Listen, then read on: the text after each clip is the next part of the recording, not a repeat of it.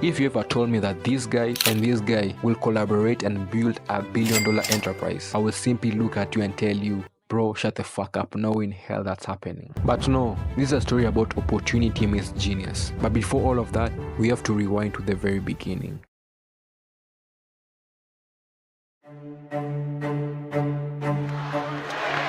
Well, that is going to be little solace for Joe Weller, who hears his second name shouted around the arena. This was just after KSI beat Joella in a YouTuber amateur boxing match. Ladies and gentlemen, look at the pride on Joe's face. Fight bloody face, but a proud rounds. But 1 minute 30 seconds into the third round, your referee was forced to stop the contest. Your winner by way of TKO from Watford. Let's hear it for the Nightmare KSI. One of the very first YouTuber boxing events that did surprisingly well when it came to the numbers. And of course, he was crowned the champion. So in a bout of victory and confidence, KSI called out social media personalities who might want to fight and dethrone him. And then we had this famous clip. I want to say to someone out. You said you wanted to call someone out. Wow. Obviously, man's got this belt right now. If any YouTuber wants it, you can come get it. Jake Paul, Logan Paul, any of the Pauls, I don't care. If you want some, bro, I'm ready, yo. Then after, Logan Paul responded. This YouTuber is CSI or something. He called out. Oh, what was that? Oh, that's what I'm saying. He had a boxing match or something, and he called out my brother and I. That's what I'm saying. What? Yeah, bro. I couldn't have said it any better. It's a little below me to fight this kid, because I don't really fight people. I destroy people. Mature, right? And for context, this was also the same period when the Logan Paul Japan incident happened. The backlash was so bad that even after apologizing, people were not really buying it. And before I continue with the video, why don't you subscribe to the channel? I'm really trying to make YouTube my full-time job.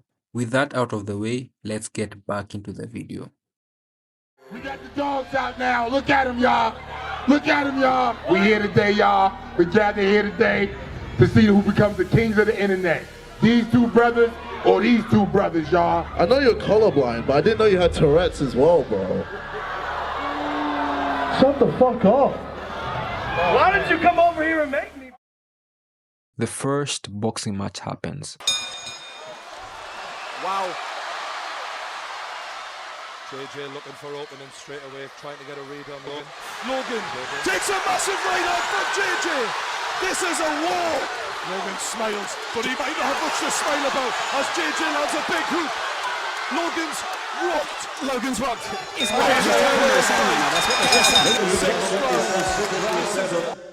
and a third judge has it, 57-57. It is a majority draw.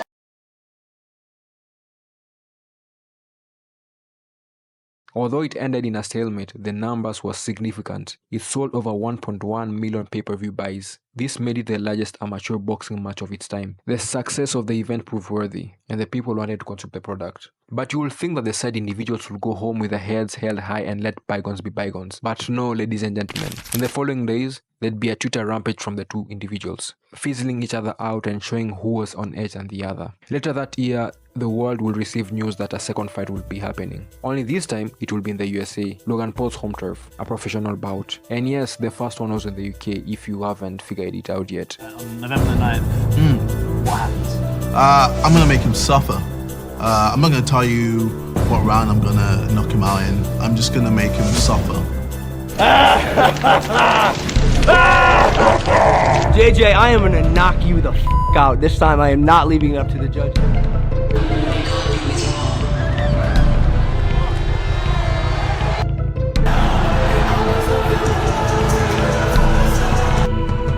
It's all fun and games until somebody gets hurt. And tonight, someone will get hurt. Will it be Logan Paul? Or will it be KSI? 6 rounds. Who's the king of social media? We're about to find out.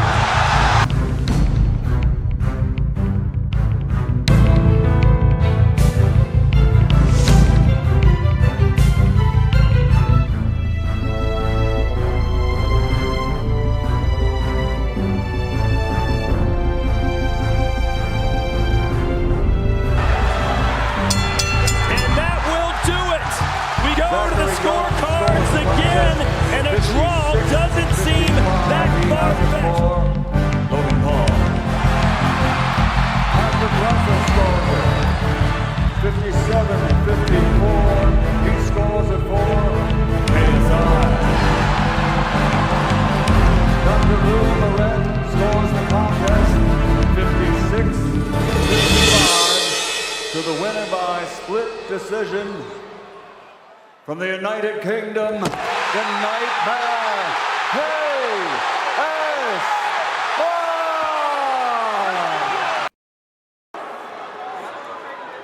All right. All right.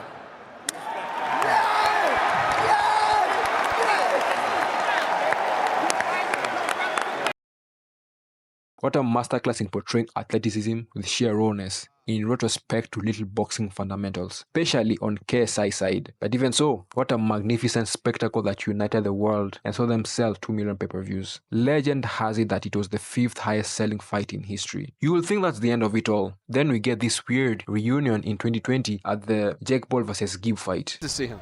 I mean, obviously it's different now. I'll say, obviously it's different now. You know, I'm a winner. Okay. So I'm calm. What's this? Hey, can I ask you something? Hit me. I want your honest opinion. Okay. Which, by the way, I respect a lot. You said you're a winner. Yes. And you are. Yes. Does that make me a loser? And then this sneak peek.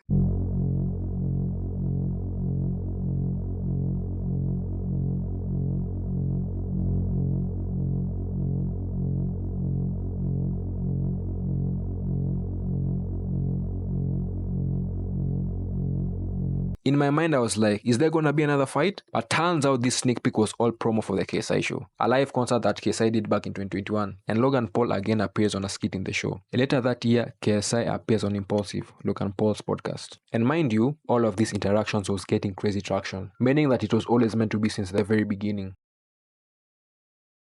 On January 2022, we wake up to this announcement. Guys, we have an announcement.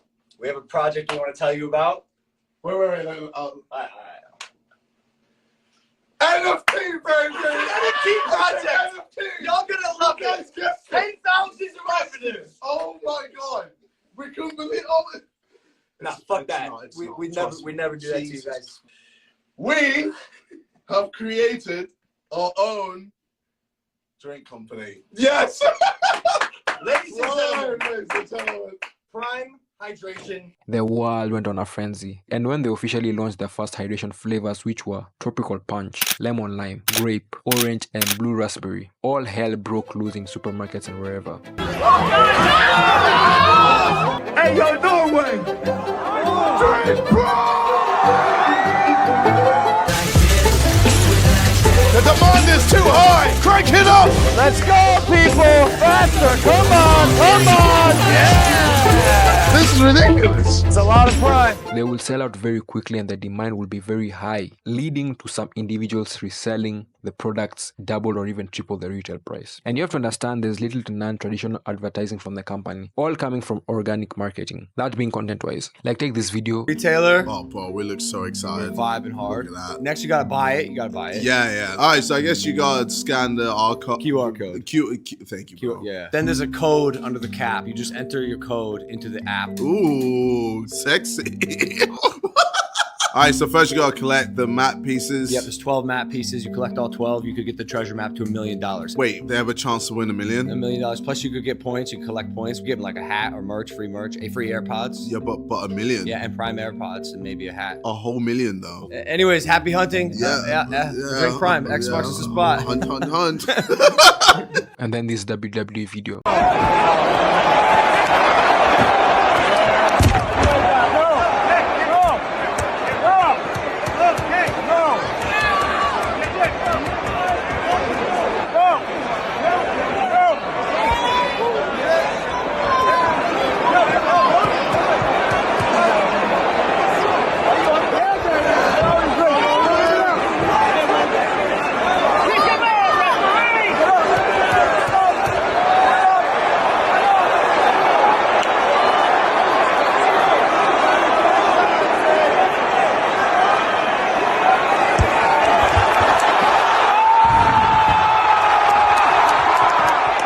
I mean, I could give more examples, but to get the gist. They create this spectacle in retrospect to engagement that boost their sales, if that makes sense. A genius in which I don't think I have seen many creators do. And for that, you have to give them credit because they pioneered, meaning with the team involved, a new era of marketing.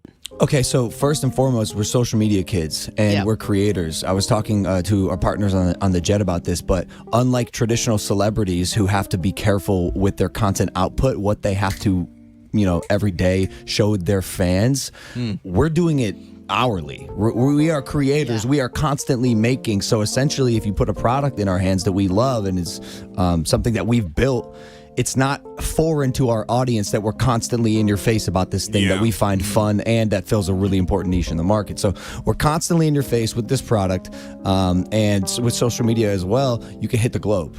Correct me if I'm wrong. This YouTuber-led company was now rivaling hydration giants such as Gatorade, Red Bull, Powerade, and many more. They are now sitting at the high table in just over a year or so in business. For context, according to the data from consumer analysis Circana analyzed by the Sports Daily, Prime brought in $377 million in sales in 2023, making it one of the most popular sports drinks as sales had risen by 1,676% over the previous year. Prime sports drink had undoubtedly disrupted the big brands since its release, as Body Armor and Powerade experienced declining sales due to the increased competition from the up-and-coming beverage company. In the same year, it was estimated to surpass $1.2 billion in sales. For sure, people are eating good from those dividends. With that said, that doesn't mean brands like this won't face controversy. I'll air out the major ones so as to not bore you guys. Number one being that it is not in Africa as a whole, excluding South Africa. If you don't know, I live in Kenya and it's criminal for it not being here. I would like to taste its liquids. Pause again. I'm joking, guys.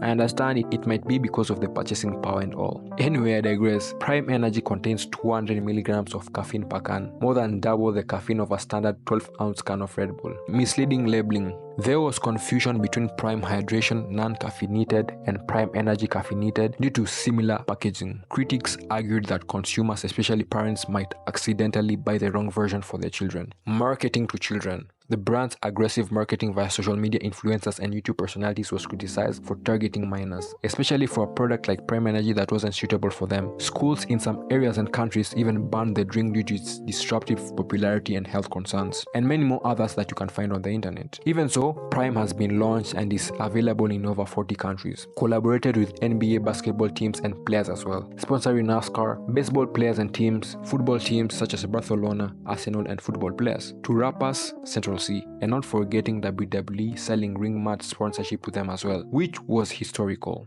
basically meaning they've now had an evolving ecosystem. And as they say, they're cooking like never before. And you really have to applaud creators in the realm that I'm in, that being YouTube to be exact, doing what they do and making big money moves. It's only been 3 years since the company started. Will they sell the company? What kind of expansion are they planning? Only time will tell. And with that said, thank you for watching the video. Please do like, comment, and subscribe. Be blessed. See you on the next one.